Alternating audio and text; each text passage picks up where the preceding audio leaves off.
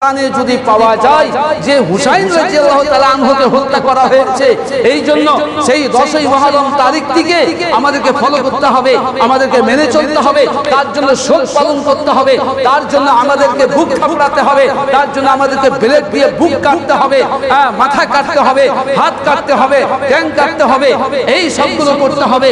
লাঠি লাঠনা নিয়ে রাস্তায় বেরোতে হবে, অস্ত্র শস্ত্র নিয়ে রাস্তায় বেরোতে হবে, যুদ্ধ করতে হবে। যেইভাবে হুসাইন রাদিয়াল্লাহু তাআলা আনহুর সঙ্গে যুদ্ধ হয়েছিল, সেইভাবে লাঠি লাঠনা নিয়ে, তলোয়ার নিয়ে, ছুরি নিয়ে, আপনার কিনা এই সব অস্ত্রগুলো নিয়ে যুদ্ধ করেছিল, সেইভাবে আমরাও সেই পথে নেমে গেলাম সেই অস্ত্র শস্ত্র নিয়ে। এরা এই দিনটিকে মানতে শুরু করলো। এখন বলেন তো, রাসূলুল্লাহ সাল্লাল্লাহু আলাইহি সাল্লাম তিনি বলেন, সাহাবীরা উল্লেখ করছেন, তারাকতু ফীকুম আমরাইন লান তাদিল্লু মা তামাসসাকতুম বিহিমা কিতাবুল্লাহি ওয়া সুন্নাতি রাসূলি। আল্লাহ রাসূল সাল্লাল্লাহু আলাইহি সাল্লাম যখন তিনি দুনিয়া থেকে বিদায় নিচ্ছিলেন, এই রকম মুহূর্তে সাহাবীরা জিজ্ঞাসা করলেন, আল্লাহ রাসূল আপনি চলে যাচ্ছেন, আপনি বিদায় নিচ্ছেন আমাদের কাছ থেকে, তো আল্লাহ রাসূল আমাদের সমস্যাগুলো কে সমাধান করবে? আপনি বেঁচে আছেন, আমরা আমাদের জীবনের সমস্যাগুলো তুলে ধরি, আপনি আমাদের সমাধান করে দেন। তো আপনি গত হয়ে যাবেন, আপনি চলে যাবেন, তো আমাদের সমস্যাগুলো কে সমাধান করবে? রাসূলুল্লাহ সাল্লাল্লাহু আলাইহি সাল্লাম বললেন, তারাকতু ফীকুম আমরাইন লান তাদিল্লু মা তামাসসাকতুম বিহিমা কিতাবুল্লাহি ওয়া সুন্নাতি রাসূলি। রাসূলুল্লাহ সাল্লাল্লাহু আলাইহি সাল্লাম বললেন, তারাকতু ফীকুম আমরাইন লান তাদিল্লু মা তামাসসাকতুম বিহিমা কিতাবুল্লাহি ওয়া সুন্নাতি রাসূলি।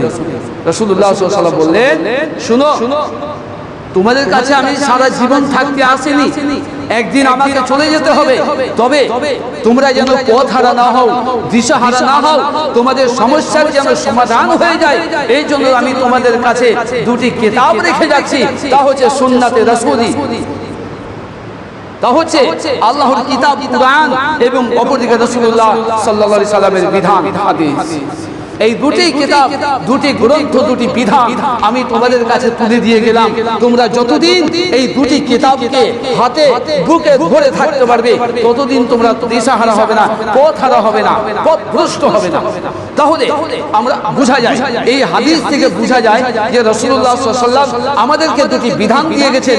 আমাদের সর্বক্ষণে, যে কোনো অবস্থায়, যে কোনো ব্যবস্থায় আমাদেরকে এই দুটি কিতাবকেই ফলো করতে হবে, দুটি কিতাবকেই মেনে চলতে হবে।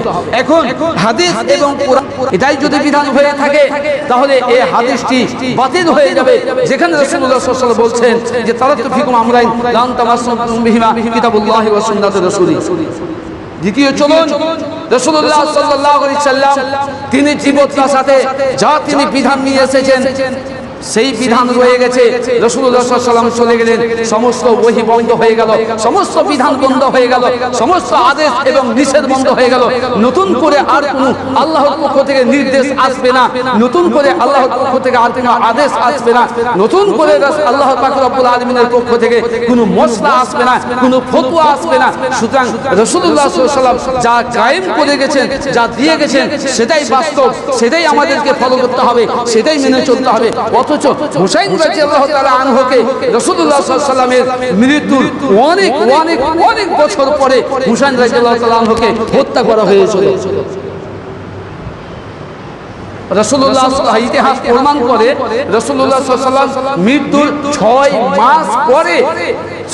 মাস পরে হযরত ফাতিমা রাদিয়াল্লাহু তাআলা আনহা তিনি মৃত্যুবরণ করেছিলেন। আর ফাতিমা রাদিয়াল্লাহু তাআলা আনহার মৃত্যুর বেশ কয়েক বছর পরে, প্রায় মোটামুটি ইতিহাস প্রমাণ করে 42-43, কেউ বলেছেন 60-62, এরকম। যাই হোক, ফাতিমা রাদিয়াল্লাহু তাআলা আনহার মৃত্যুর অনেক দিন পরে হযরত হুসাইন রাদিয়াল্লাহু তাআলা আনহুকে হত্যা করা হয়েছিল।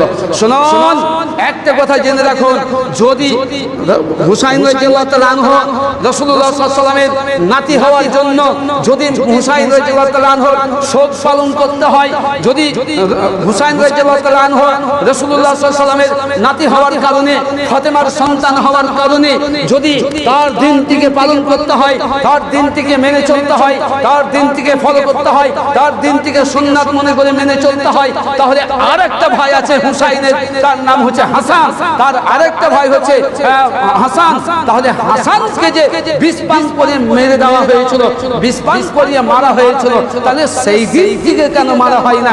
হুসাইন কি হাসান কি দোষ করেছে? হাসান কি রাসূলুল্লাহ সাল্লাল্লাহু আলাইহি ওয়াসাল্লামের নাতি নয়? হাসান কি রাসূলুল্লাহ সাল্লাল্লাহু আলাইহি ওয়াসাল্লামের রক্ত সঙ্গে সম্পর্ক নেই? হাসানের কি ফাতেমার সঙ্গে যোগাযোগ নেই? হাসানের কি ফাতেমার রক্তের সঙ্গে সম্পর্ক নেই? সুতরাং এগুলো হচ্ছে বর্বরতা ছাড়া কিছু নয়, এগুলো জেহালাত ছাড়া কিছু নয়, জাহিলিয়াত ছাড়া কিছু নয়। শুনুন, বলতে চাচ্ছিলাম হুসাইন রাদিয়াল্লাহু তাআলা আনহুকে কেন্দ্র করে, হুসাইন রাদিয়াল্লাহু তাআলা আনহুকে লক্ষ্য করে সেই দিনটিকে পালন করা একেবারেই হারাম, একেবারেই হারাম।